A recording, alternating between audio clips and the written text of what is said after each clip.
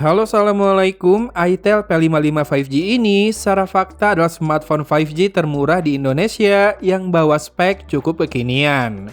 Maksudnya bukan HP 5G tahun lalu yang jadi murah karena sudah turun harga. Di 1,6 jutaan, dia sudah pakai MediaTek Dimensity 6080, 6GB RAM, dan 128GB storage. Dari hasil tes Antutu, bisa dilihat kalau storage-nya itu bertipe UFS. Dan skor benchmark keseluruhan tembus angka 420 ribuan. Artinya, kurang lebih performanya masih sedikit di atas Helio G99, namun masih di bawah Snapdragon 695G. Dan di video kali ini, saya mau bahas beberapa percobaan pemakaian yang sudah saya lakukan di smartphone ini. Tidak terlalu mendalam karena memang tidak saya gunakan dalam keseharian.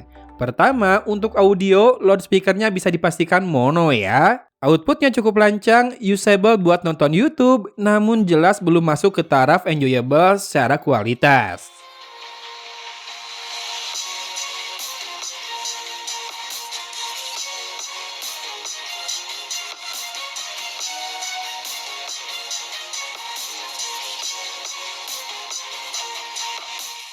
Overall, buat dipakai menikmati konten video sih no problem ya. Dapur pacunya mendukung, dan tampilan layarnya juga oke-oke saja meski hanya HD+.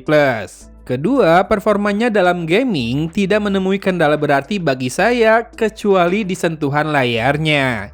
Jadi, sama seperti di Itel S23 Plus, saya kesulitan menggeser bidikan di PUBG Mobile agar tepat di sasaran. Sudah saya coba akali dengan penggunaan sarung jari, lebih smooth memang, namun akurasinya masih juga kurang.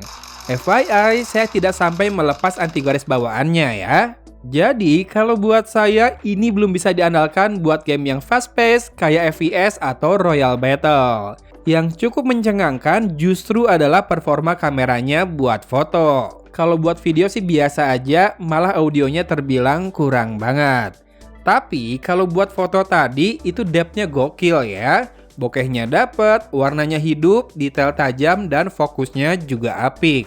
Lossless zoom 2 kali juga masih lumayan karena pakai sensor 50 megapiksel.